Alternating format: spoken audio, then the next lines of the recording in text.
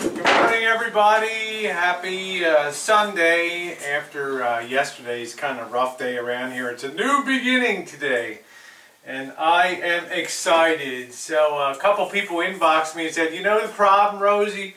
You know why you had problems yesterday? Because you did not have your lucky Hawaiian shirt on. All right, that's exactly why you had problems yesterday. So why take a chance today? I got the Hawaiian, the spanking red and white Hawaiian shirt on, and I am ready to go here. So going to be a busy day today.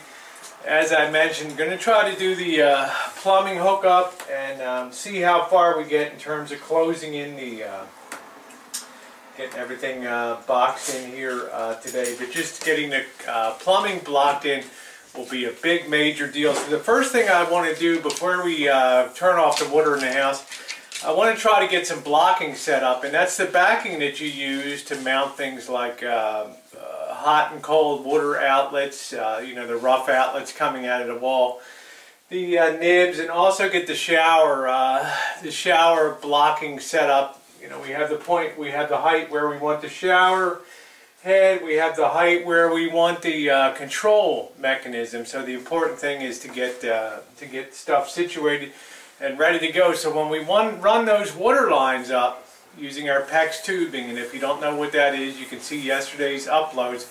Using our PEX tubing here, we can have them secured down really well on the blocking and ready for the rough out nibs on the end of them. Okay, we've got our heights, we got everything else, we're good to go. So stick with us, it's going to be a busy day today. Oh, let's see, now to understand the blocking, you have to realize when you bring up plumbing lines, you'll see we got a hot and cold here. We're going to be bringing them up. You can probably see the old connectors that I have capped down there, the female. And these are going to come up to a point where they're going to go into the mixer control valve. So we need to have a mounting here. So I'll use a 2x6 and cut it to fit in here. I'll remove this sub blocking here, and I'll get that toe nailed in so it's real strong there. Okay, then we decide that we want the shower head up there. One of the worst things in the world, and some of you guys will certainly bear this out, when you go to places, and I'm only like 5'6", right, if that, and even in some motels and stuff, they want to put that shower head low so you're not using, so the water, you're taking a shower, it's a miserable freaking experience, right? And you want to get out there ASAP. Well, we want this to be a good experience, so we want that shower head to be high, and probably a little higher than that mark, because it does come down on an angle there. And of course, we're going to make sure it's one of the chooches that you can take off of the hanging and then use it independently if you have to, you know, with the water line hooked to it. So with that, I'm going to go ahead and start establishing the blocking today. Alright guys, I'm happy to say today has been working like a charm, thanks to you who suggested it. It may be because I wasn't wearing the Hawaiian shirt yesterday, but you can see I've now got the blocking in about 23 inches above finished floor height. I'm going to have the cold here and the hot over here. I've got plenty of room to mount them. You know, I got a rafter a joist directly below here. I was going to bring the line up, but I can't. So what I'm going to do is just bring it up here, the cold water line, shoot a 90-degree elbow in there, another 90, and then bring it up there and terminate it on there, and that'll all be good. I like things spaced equal distance. I got a little tight on the shine jack on one side, being a little too close to the drain, so I couldn't get the U-station finish plate over that the way I wanted to, but it still looks very nice. So that's ready. I've got the blocking for the toilet inlet fill pipe, as you can see down there, and then I'm setting up for the shower mixer valve.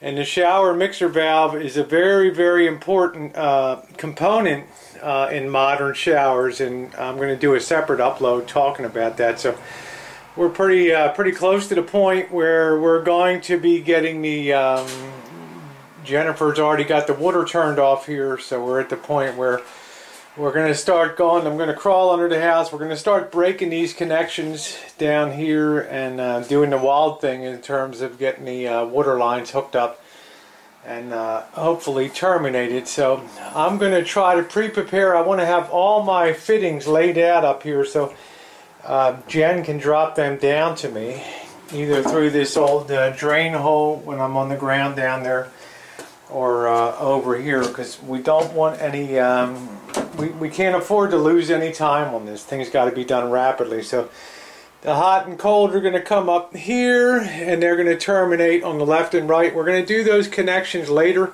The last thing we're going to do is screw down the blocking on the back, because we want to make all of our connections first before we go ahead and secure that down. It's a lot easier. So on a separate upload, I'll talk about the importance of getting that set at the right depth and making sure all your connections are good. Up top side, we have the blocking. Jennifer and I agreed it's really nice to have a higher shower head on there. So, okay, having said that, I'm going to just take a quick coffee break. It's going on 10 o'clock. Things are going super today. I don't want to jinx it, but feeling good, guys. I'm down here. Ooh. I'm down here underneath, guys, and we're going to do our first two connections here. We've got the hot on this side, and we got the cold over here. So we're going to go ahead and remove our caps. We'll probably have a little bit of border coming down, which shouldn't be any big deal. And then we're going to go ahead and stick our first threaded inserts. As you can see here, I've already got the tape on it, the Teflon tape and everything. Don't know how well you can see that, but let's get going and get these caps. Okay, we're well underway. You can see. Hello, baby. There's the Missy up top side.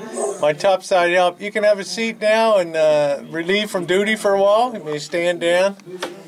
And what we did here, we got the hot water connection going up. We got the cold water for the shower. We're now working on routing over the connection for the toilet. And since we've now offset the toilet, we need to move that over. So I don't know how well you can see that up there. Probably not real well. But I'm moving that, got that PEX pipe on there going over to the side here. And I'm going to shoot that behind underneath of the toilet stack here, the soil stack, and shoot it up the other side here, okay? Keep you posted. All right, we scooted around that pipe. Don't forget when you're doing your connections to use your go and no-go. And you should always, when it's go, you should always see a little bit of clear space above the top. It doesn't go all the way down. If it goes all the way down on the fitting, connection, and you made a mistake. If it doesn't go on at all, it's not tightened enough. Okay, important to do. So now we've got the hot and cold for the shower.